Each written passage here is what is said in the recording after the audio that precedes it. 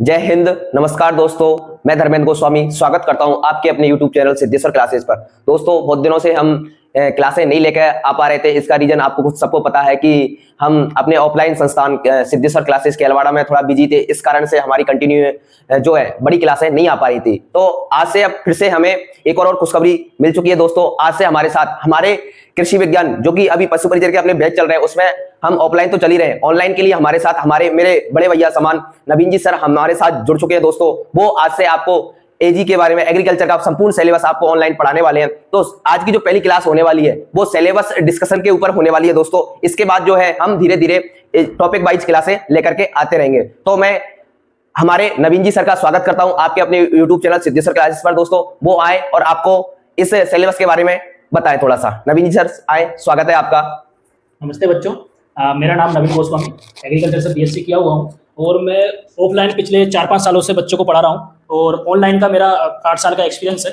और आज हम आपको डिस्क्राइब करेंगे कि जो आपका पशु परिचर का बैच स्टार्ट हो रहा है, तो उसमें जो एग्रीकल्चर का 45 नंबर का जो अपना क्वेश्चन आने वाले हैं, तो उसके बारे में थोड़ा आपको बताऊंगा कि आप। इससे पहले मैं आपको 2-3 चीजें बता देता हूँ। नवीन जी सर भी साथ में, उनको भी पता है। तो जो है हमारा जो एग्जाम है वो टोटल 150 नंबर का होने वाला है। 150 ही क्वेश्चन है इसमें और 150 ही नंबर का है, ठीक है। जिसमें से ये 2 पार्ट में बटा हुआ है, 105 और 45। तो 45 का जो बी पार्ट है इसमें एक ही पार्ट है, ठीक है, जिसको हमारे नवीन जी सर इसको डिस्क्राइब करने वाले हैं, आपको पढ़ाने वाले हैं पूरा की पूरा। और दोस्तों, एक और चीज मैं बता देता हूँ इसमें आपको कि इसमें 1/4 माइनस मार्किंग है। ये सबसे इंपॉर्टेंट है।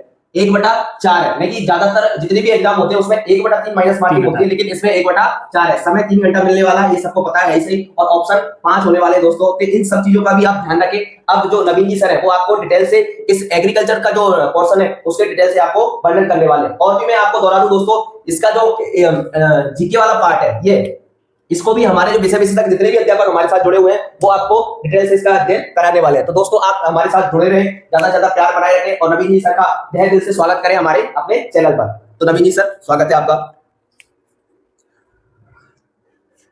बच्चों, अपन देखेंगे पशु परिचर जो पाठ्यक्रम बी है, बी में हमारा 45 नंबर का होने वाला है। तो इसके बारे में हम थोड़ा डिस्क्राइब करते हैं कि तुम्हारे बता रखा है सिलेबस में कि पशुपालन से संबंधित निम्न बिंदु हैं, उनका सामान्य ज्ञान और प्रदेश में उनके क्या इंपोर्टेंस रखते हैं उसके बारे में हम पढ़ेंगे। तो सबसे पहले जैसा कि मैं आपको बताना चाहूंगा कि पशुओं की प्रमुख नस्लें, पशुओं की प्रमुख नस्लों के बारे में हम डिस्क्राइब करेंगे। तो पशुओं की नस्लों के बारे में आपको बताना चाहूंगा कि जैसे कि गाय हो गया, भैंस हो गया, भेड़ है, बकरी है, ऊंट, इन नस्लों के बारे में हम पढ़ेंगे। इन सभी पशुओं की देसी और विदेशी नस्लों के बारे में हम पढ़ेंगे कि इनकी देसी नस्ल कौन कौन सी है, कहाँ उनका उद्गम स्थल हुआ, कितना उनका ब्यात दूध होता है और कितना उनका नर का बाहर होता है, मादा का बाहर होता है और कितना इनका गर्भकाल होता है। इन सब के बारे में हम डिटेल में पढ़ेंगे। जैसे गाय की देसी विदेशी नस्ल हो गई, भैंस की हो गई, भेड़ की हो गई, बकरी और ऊंट के बारे में।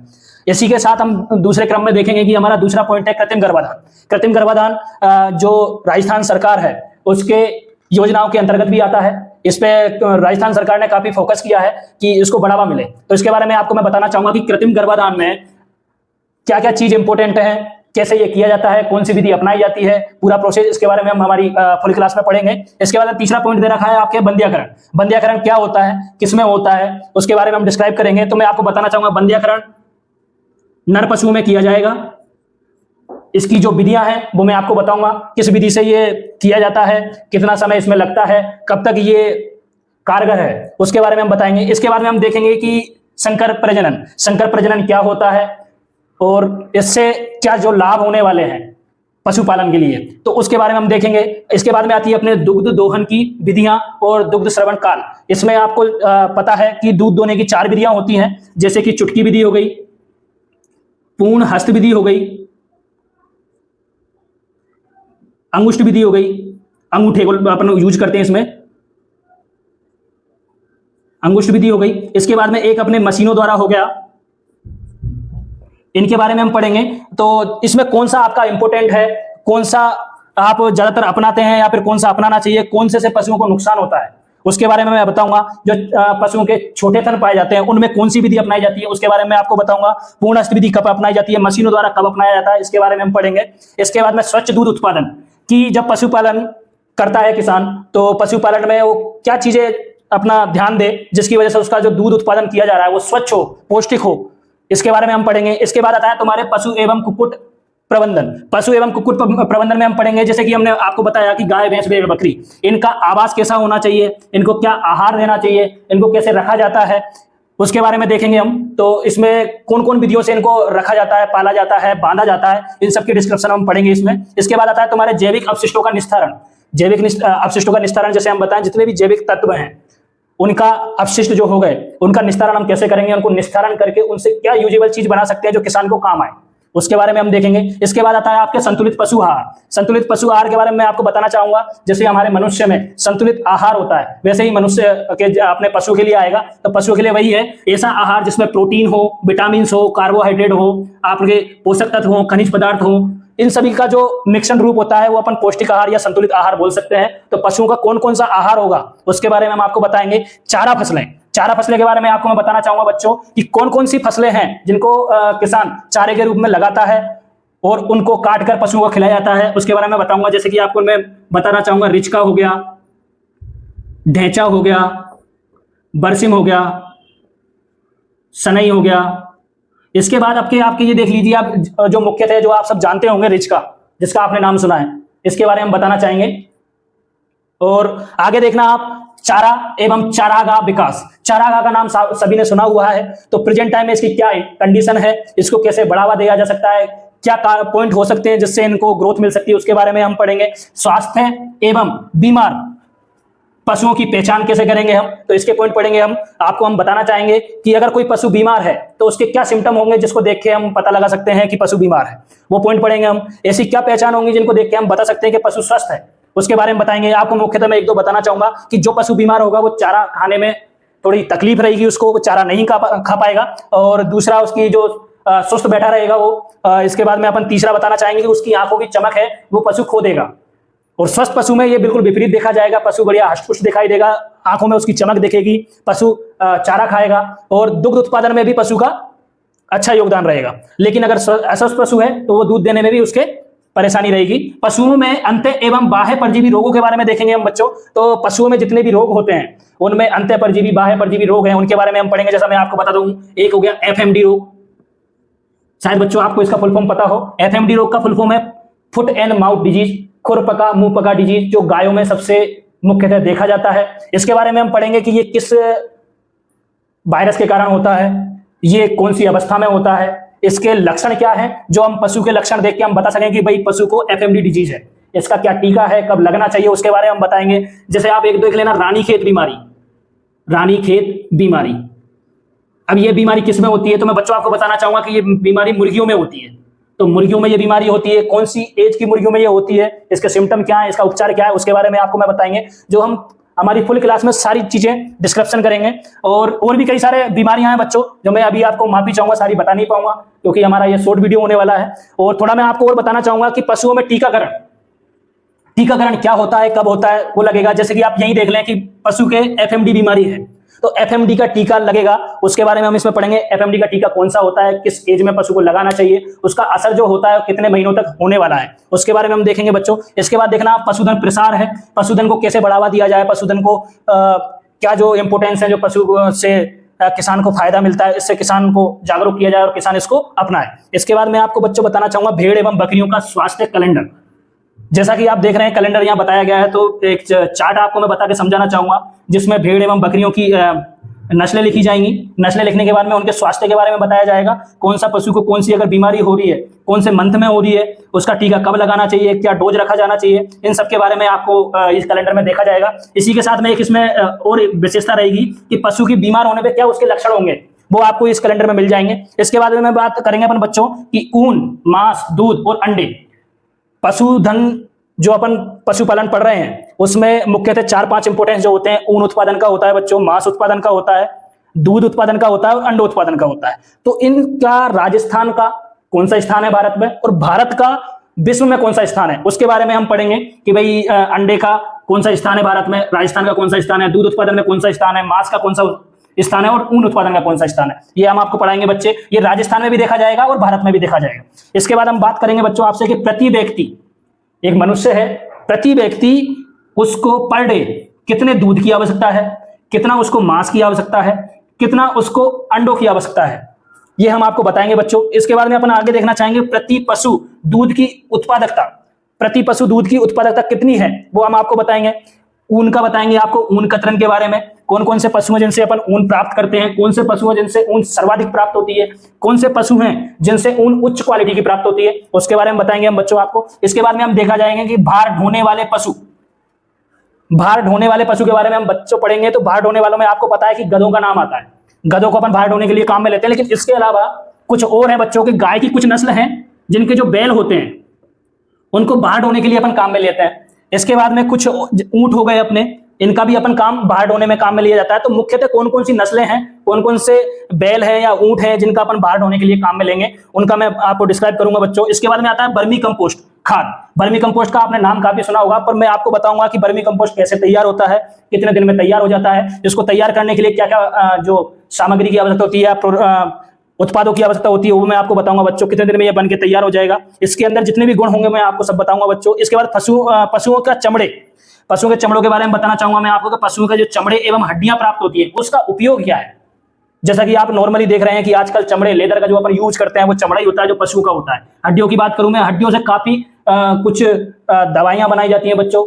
इसके बाद में सजावटी गुलदस्ते हो गए, उनका यूज किया जाता है बच्चों। इसके बाद में कोई ब्रश हो गए और बड़ी क्वालिटी के जो भी आप देख सकते हो वो सब हड्डियों से तैयार किए जाते हैं, उसके बारे में अपन देखेंगे। इसके बाद में बच्चों आपको बताना चाहूंगा कि पशुओं की उम्र ज्ञात करना, ये बहुत अच्छा टॉपिक है बच्चों। इसके बारे में आपको बताना चाहूंगा कि पशुओं की उम्र ज्ञात करने के लिए 3 से 4 जो मुख्य विधियां हैं उसके बारे में आपको बताना चाहूंगा। जैसे कि आप बताते हैं कि पशुओं की एक सींग के आधार पर उनकी आयु याद की जाती है, एक उनके दांतों की अवस्था के आधार पर उनकी एज याद की जाती है। तो हम आपको बताएंगे कि कौन सा ज्यादा इंपॉर्टेंट है, कौन सा ज्यादा कारगर है, कैसे किया जाता है, वो सब आपको जानकारी देंगे बच्चों। इसके बाद मैं आपको एक पॉइंट बताना चाहूंगा, पॉलीथीन से पशुओं को और पर्यावरण को क्या हानियां होती हैं उसके बारे में बताना चाहूंगा बच्चों। तो जैसा कि शायद आपको पता हो पॉलीथीन में, तो पॉलीथीन में एक तत्व होता है बच्चों पॉलीमर। पॉलीमर, पॉलीमर नाम का एक तत्व होता है जिससे पॉलीथीन बनी होती है बच्चों। और आपको ये सुनकर मतलब ऐसा लगेगा कि ये जो पॉलीमर है इसको नष्ट करना इम्पॉसिबल है। अगर इस पॉलीमर को या फिर आप ऐसे मान लो पॉलीथीन को पशु खा लेता है तो पशु के लिए वो पाच्य नहीं होता है, पशु उसको पचा नहीं पाएगा और ये पशु के अंतर सिस्टम में पशु को बीमार कर देगा, पशु की मृत्यु तक हो सकती है। ये सिर्फ होता है ओनली पॉलीमर की वजह से। आपको पर्यावरण के बारे में बताना चाहेंगे, पर्यावरण को प्रदूषित ऐसे करता है, अगर अपन पॉलीथीन को जलाते हैं तो उससे भी पॉलीथीन जो पॉलीमर छोड़ती है उससे भी वायु प्रदूषण होता है बच्चों। अगर इसको हम पानी में छोड़ा जाए तो पानी में भी इसका प्रदूषण होता है, मिट्टी में गाड़ा जाए तो मिट्टी को, भूमि को ये बंजर कर देता है। तो कुल मिला के पॉलीथीन के पशुओं को और पर्यावरण को हम क्या हानियां होती है उसके बारे में पढ़ेंगे। इसके बाद हमारा एक टॉपिक आता है बच्चों पशु का बीमा। पशुओं का बीमा कब करवाना चाहिए, पशुओं के बीमा के लिए क्या क्या आवश्यक है, पशु के बीमा होने के बाद में किसान को, जो पशुपालक है, उसको क्या क्या फायदे होने वाले हैं उसके बारे में हम जानेंगे बच्चों। इसके बाद में पशुओं का क्रय समय रखने वाली सावधानियां उसके बारे में हम पढ़ेंगे बच्चे। तो मैं आपको बताना चाहूंगा कि अपन अगर पशु खरीदते हैं तो पशु को क्या चीजें अपन को देखनी चाहिए। तो सर्वप्रथम पशु सुडौल हो, पशु का शरीर गठीला हो, अच्छा हो, पशु अपने चारों पैरों पे अच्छे से चलता हो, पशु शांत स्वभाव का हो, पशु अगर दूध उत्पादन के लिए अपन पशु पाल रहे हैं, पशु ला रहे हैं तो उसका दूध उत्पादन अच्छा हो, उसका दूध पौष्टिक हो। इसके बाद में बच्चों जो पशु है वो ज्यादा बड़े आकार का ना हो, पशु को रखने के लिए अपने पास उचित व्यवस्था हो। इन सभी को ध्यान में रखते हुए अपन को कुछ सावधानियां हैं वो ध्यान में रखते हुए अपन को पशु खरीदना है बच्चों। इसके बाद पशुओं के मेले पढ़ेंगे हम, पशुओं के मेले। तो मैं आपको बता देता हूं कि राजस्थान में किन किन जगह पर पशुओं का मेला लगाया जाता है। एक पॉइंट हो गया अपना पशुओं के मेले, जिसमें पशु कहाँ लगाया जाता है, मेला कहाँ लगाया जाता है। इसके बाद में आपको बताना चाहूंगा कब लगाया जाता है। इसके बाद में बताना चाहूंगा एक इंपोर्टेंस होता है कि गधों का मेला कहाँ लगता है, भैंसों का मेला कहाँ लगता है, ऊंटों के लिए मेला कहाँ लगता है, तो उनके बारे में हम पढ़ेंगे। इसके बाद में हम जानेंगे पशु गणना, जनगणना जो आप जानते हैं, पशु गणना अभी तक कितनी हो चुकी है, कब हुई है, किस पशु गणना में पशुओं की संख्या ज्यादा थी, किसमें पशु की जनसंख्या कम थी। जैसे कि हम देखा जाए कि गाय की कौन सी जनगणना में संख्या ज्यादा थी, कौन से में कम थी, गधों की संख्या है, ऊंट की संख्या है, इन सब की संख्या के बारे में हम पशु गणना में पढ़ेंगे। इसके बाद आता है आपका गौशाला प्रबंधन।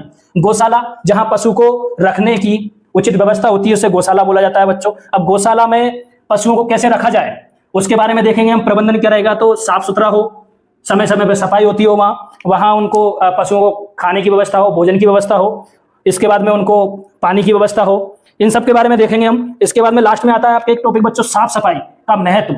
साफ सफाई का महत्व कितना है, तो बच्चों मैं आपको बताना चाहूंगा, जितने भी पशु हैं उनको अगर कोई बीमारी होती है तो उसकी सावधानियों में सबसे मुख्य पॉइंट जो रखा जाता है वो साफ सफाई का रखा जाता है। बीमार पशु को स्वस्थ रखना तथा बीमार पशुओं को अलग रखना, बीमार पशु जिस जगह पे है, जिस आवास में है, उसकी साफ सफाई करना, इसके बारे में हम मुख्य पॉइंट है वो देखेंगे। इसके बाद में आपके एक पॉइंट आता है बच्चों, गोबर मूत्र का उचित निष्पादन। गोबर और मूत्र से अपन क्या तैयार कर सकते हैं, जैसे कि मैं बताऊंगा आपको बच्चों, गोबर से गोबर गैस तैयार किया जाता है। इसके बाद में बच्चों आपको बताना चाहूंगा कि खाद बनाया जाता है। आपने बच्चों एक नाम सुना हो, FYM। FYM क्या होता है? FYM में आपको बताना चाहूंगा बच्चों, FYM farm yard manure, farm पर तैयार किया गया खाद, गोबर का खाद FYM कहलाता है बच्चों। इसके बारे में हम पढ़ेंगे, ये कैसे तैयार होता है, क्या होता है, इसमें मूत्र का जो यूज होता है वो क्या यूज होता है, कितना इसका परसेंटेज रखा जाता है, उसके बारे में हम निष्पादन में पढ़ेंगे बच्चों। इसके बाद आता है पशुधन उत्पादों का विवरण, मतलब पशुधन, अगर कोई पशुपालक है वो पशु पालता है तो उसके उस पशुधन से क्या क्या उत्पाद बनते हैं उसके बारे में हम डिस्कशन करेंगे बच्चों। तो आपको सभी को पता है कि पशु से क्या क्या प्राप्त होता है। जैसे अपन गाय पालते हैं, गाय से हमें गोबर मिलता है, गोबर से हम गोबर गैस बना सकते हैं, गोबर का खाद बना सकते हैं, FYM तैयार कर सकते हैं। इसके बाद में मूत्र हो गया बच्चों, मूत्र को हम धार्मिक यूज में देखा जाए तो काफी यूज है मूत्र का। इसके बाद हम इसके साथ और भी बता सकते हैं कि जो गोबर गैस बनाई जाती है, गोबर का खाद बनाया जाता है, FYM तैयार किया जाता है, उसमें गोबर के साथ में मूत्र का यूज किया जाता है। इसके बाद हम देखेंगे गोबर को पशुओं ईंधन के रूप में भी हम काम में लेते हैं, जो आप सब जानते हैं। इसके बाद में हम देखेंगे गाय से हमें दूध प्राप्त होता है और उस दूध से अपन उत्पादों की बात करें, दूध से हमें दही प्राप्त होता है बच्चों, छाछ प्राप्त होता है बच्चों, घी प्राप्त होता है बच्चों, पनीर प्राप्त होता है बच्चों, मक्खन हो गया बच्चों। इसके बाद में बच्चों मैं आपको और बताना चाहूंगा, मावा हो गया, खोया हो गया, ये जितने भी प्रोडक्ट आप देख रहे हैं ये प्रोडक्ट हैं, और भी कई सारे प्रोडक्ट हैं जो हमको पशु उत्पादों से ही प्राप्त होंगे। इसके बारे में अपन को और जानकारी अपन फुल वीडियो में देखेंगे। इसके बाद डेयरी विकास गतिविधियों तथा पशुपालक विभाग की प्रमुख योजनाएं, इसमें देखेंगे हम डेयरी विकास में हम देखेंगे कि डेयरी पे क्या क्या सावधानियां रखनी चाहिए, डेयरी पे उपस्थित जितने भी बर्तन हैं जिनको डेयरी में यूज लिया जा रहा है उन बर्तनों को किससे धुलाई की जाती है, उसमें डिटर्जेंट यूज लेते हैं, गर्म पानी यूज लेते हैं या ठंडा पानी यूज लेते हैं, उसके बारे में बच्चों आपको बताऊंगा। अगर डेयरी पे कांच के बर्तन हैं उनको काय से धोएंगे अपन, स्टील के बर्तन है उनको काय से धोएंगे अपन, एल्यूमिनियम के बर्तन है उनको काय से धोएंगे अपन, उसके बारे में अपन जानकारी देखेंगे डेयरी विकास के बारे में। और डेयरी का विकास उसके बारे में हम बताना चाहेंगे आपको कि डेयरी कितने प्रकार की डेयरियां होती हैं, इसमें आपको डेयरी का विकास क्यों आवश्यक है, हर गांव में, मोहल्ले में, हर शहरों में डेयरी क्यों आवश्यक है, वो सब आपको हम बताएंगे बच्चों इसमें। इसके बाद में पशुपालन की विभिन्न योजनाओं के बारे में आपको बताना चाहेंगे। जैसा कि बच्चों मैंने आपको बताया कृत्रिम गर्भाधान, जो कृत्रिम गर्भाधान टॉपिक है ये राजस्थान सरकार द्वारा चलाया गया है, तो ये पशुपालन विभाग की प्रमुख योजनाओं में से एक है बच्चों। ये योजनाएं हम पढ़ेंगे, कृत्रिम गर्भाधान कब चला गया, क्यों चलाया गया। इसके बाद में और भी मैं आपको बताना चाहूंगा बच्चों, पशु बीमा हो गया जो आपने पढ़ा था, मैंने आपको बताया था कि पशु बीमा, तो पशु बीमा के बारे में भी मैं आपको बताना चाहूंगा कि ये भी एक पशुपालन विभाग की प्रमुख योजना है उसमें से एक है बच्चों। इसके बाद में इसके लिए क्या क्या अपन को करना है वो सब इसमें जानकारी में पढ़ेंगे हम। और इन सब पॉइंटों को पढ़ते हुए, इनको सब अच्छे से पढ़ के डिस्क्राइब करके हमें जो 45 नंबर का जो अपना टारगेट है पार्ट बी का, इसको अपन कंप्लीट करेंगे। इसी में अपनी रेगुलर क्लास रहेंगी। रेगुलर क्लास में आपके सिद्धेश्वर क्लासेस से ऑनलाइन प्लेटफॉर्म पे रेगुलर क्लास में हम पॉइंट वाइज हर क्वेश्चन के टॉपिक पे क्वेश्चन पढ़ेंगे, टॉपिक को डिस्क्राइब करेंगे, टॉपिक से क्या क्या क्वेश्चन बन सकते हैं, कितने क्वेश्चन बन चुके हैं उनके बारे में डिस्क्राइब करेंगे बच्चों। अच्छे से आपको समझाएंगे, बात आपको जब तक समझ में नहीं आएगा जब तक हम इन चीज़ों को आपको समझाएंगे। सारी चीज़ें, सारे पॉइंट हो चुके हैं आपके, इनको हम आपके अच्छे से डिस्क्राइब करेंगे। अच्छा, गलती नहीं हुई। बहुत बहुत धन्यवाद नवीन जी सर का।